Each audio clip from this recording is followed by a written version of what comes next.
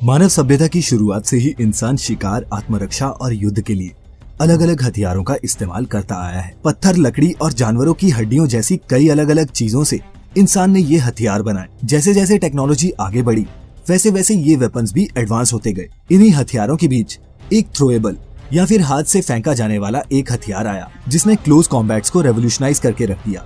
ये था ग्रेनेड, आसानी से कैरी किया जा सकने वाला डिस्ट्रक्टिव हथियार जो तंग जगह में और छिपे हुए दुश्मनों को बाहर निकालने में काफी कारगर साबित हुआ। आज की इस वीडियो में हम हैंड ग्रेनेड के आविष्कार से लेकर ये काम कैसे करता है ये जानेंगे। तो चलिए बिल्कुल भी देरी ना करते हुए शुरू करते हैं।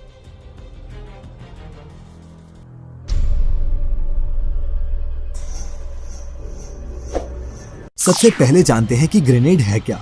What is grenade? ग्रेनेड या हथगोले छोटे विस्फोटक केमिकल या गैस बम होते हैं जिन्हें शॉर्ट रेंज इस्तेमाल के लिए डिजाइन किया गया है। History of grenade. ग्रेनेड का इतिहास। ग्रेनेड नाम फ्रेंच शब्द पोमोग्रेनेट से लिया गया है क्योंकि शुरुआत में यूरोपियन सैनिक गोल पोमोग्रेनेट यानी कि अनार के साइज के बॉम्ब्स का इस्तेमाल करते थे जो गन पाउडर से बड़े होते थे। ग्रेनेड का आविष्कार लगभग 1000 एडी के आसपास चीनी लोगों ने किया। 15वीं शताब्दी तक पहुँचते पहुँचते ग्रेनेड का इस्तेमाल दुनिया भर की जंगों में होने लगा। 16वीं सदी में यूरोपियंस ने भी ग्रेनेड के कई वर्जन्स विकसित किए। जंग में सैनिकों के लिए वो इतने कारगर साबित हो रहे थे कि 17वीं शताब्दी में यूरोपीय सेनाओं में विशेष रूप से सैनिकों को ग्रेनेड थ्रोअर या फिर ग्रेनेडियर्स के रूप में ट्रेनिंग दी जाती थी। ये ग्रेनेड्स वैसे नहीं थे जैसे आज देखने को मिलते हैं। पिन खींची और फेंक दिया। एक हॉलो कंटेनर में गन पाउडर भरा जाता था और सैनिक को जल्दी से इसे जलाकर दुश्मन की ओर फेंकना पड़ता था। लेकिन 20वीं सदी आते आते ग्रेनेड के ज्यादा सेफ और एडवांस वर्जन्स को बना लिया गया जिससे ये मॉडर्न वॉरफेयर में भी अपनी जगह बनाए रखने में कामयाब रहा। Types of grenade. ग्रेनेड के प्रकार। ग्रेनेड्स कई शेप्स और साइजेस में आते हैं लेकिन सबका काम करने का तरीका एक सा ही होता है। युद्ध के मैदान में ग्रेनेड का सबसे आम प्रकार time delay fragmentation anti personal hand grenade है जो अपने नाम के मुताबिक ही काम करता है। ये इसमें से पिन खींचे जाने के 4 से 5 सेकंड के अंदर ही एक्सप्लोजन के साथ दर्जनों शार्प मेटल पीसेस हवा में लॉन्च करता है। इस ग्रेनेड को इसलिए डेवलप किया गया था ताकि इसे इस्तेमाल करने वाले इंसान को वहां से दूर जाने का पर्याप्त समय मिल सके। इसके अलावा कई सिचुएशंस में सोल्जर इम्पैक्ट ग्रेनेड्स का इस्तेमाल भी करते हैं। इम्पैक्ट ग्रेनेड्स लैंड करते ही फट जाते हैं जिससे एनिमी का इससे बचना बेहद मुश्किल हो जाता है। ये दोनों ग्रेनेड डिजाइंस काफी ड्यूरेबल, इजी टू यूज और इजी टू मैन्युफैक्चर हैं। इसीलिए सैनिक ये दोनों ग्रेनेड्स का ही इस्तेमाल करते हैं। अब बारी बारी से जानेंगे कि ये दोनों ग्रेनेड्स काम कैसे करते हैं।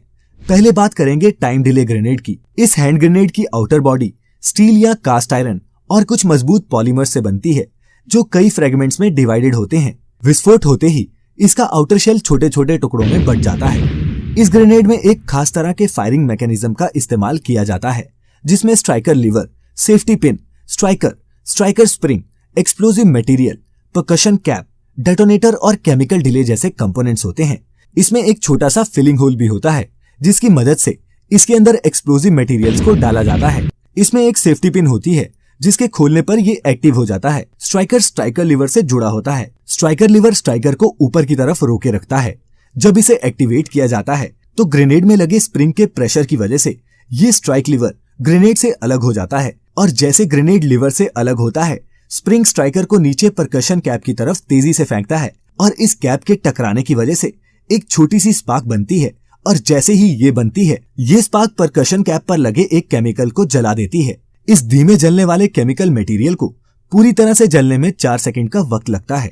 ये फ्यूज एक कैप्सूल जैसे डेटोनेटर से कनेक्टेड होता है और जैसे ही आग डेटोनेटर तक पहुंचती है तब डेटोनेटर इस ग्रेनेड के अंदर भरे एक्सप्लोजिव मटेरियल को विस्फोट में बदल देता है और जब विस्फोट होता है तो ग्रेनेड की आउटर बॉडी छोटे छोटे टुकड़ों में बंट जाती है और ये टुकड़े 5 मीटर के रेडियस में किसी भी आदमी की जान ले सकते हैं और 10 मीटर दूर खड़े इंसान को भी बुरे तरीके से जख्मी कर सकते हैं। ये दुश्मन को काउंटर अटैक करने का मौका दे सकता है। अगर इसका सही से इस्तेमाल नहीं हुआ तो दुश्मन आप पर ही इससे वापस हमला कर सकता है। Impact grenade. अब बात करते हैं इम्पैक्ट ग्रेनेड की।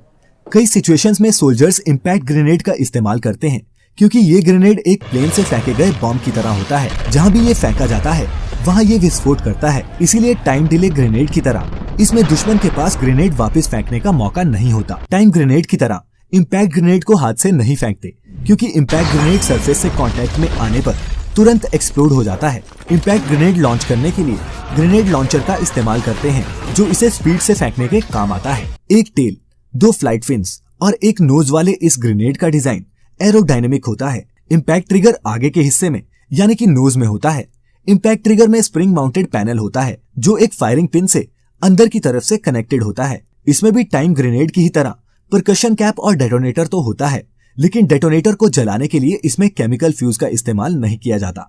जब ये ग्रेनेड्स लॉन्च किया जाता है तब इसके डिजाइन की वजह से इसमें एक स्पिनिंग मोशन जनरेट होता है जैसे फुटबॉल में होता है। ये मोशन एक स्ट्रॉन्ग सेंट्रीफ्यूगल फोर्स जनरेट करता है जो डेटोनेटर से अटैच्ड वेटेड पिन्स को बाहर की ओर फेंक देता है। और जैसे ही ये होता है तो इसमें लगी परकशन कैप और डेटोनेटर इस ग्रेनेड के अगले हिस्से में लगे फायरिंग स्प्रिंग की तरफ चले जाते हैं और डेटोनेटर इस ग्रेनेड के अंदर भरे गए एक्सप्लोजिव मटेरियल को विस्फोट में बदल देता है। अब तो ऐसे ग्रेनेड्स भी इजाद हो चुके हैं जिनमें मैकेनिकल और केमिकल फ्यूज के बजाय इलेक्ट्रॉनिक फ्यूज सिस्टम का इस्तेमाल किया जाता है। लेकिन इलेक्ट्रॉनिक ग्रेनेड्स पर वीडियो तब जब आपका भरपूर प्यार और सपोर्ट इस वीडियो पर हमें मिलेगा। वीडियो अच्छी लगी हो तो नीचे हमें कमेंट करके बताएं और अगर आपने अभी तक हमें सब्सक्राइब नहीं किया है तो अभी कर लें, क्योंकि यूं ही चलता रहेगा द मिस्टिकल लैंड पर ये इंटरेस्टिंग वीडियोस का सफर। फिलहाल आज के लिए इतना ही। आपका बहुत बहुत शुक्रिया।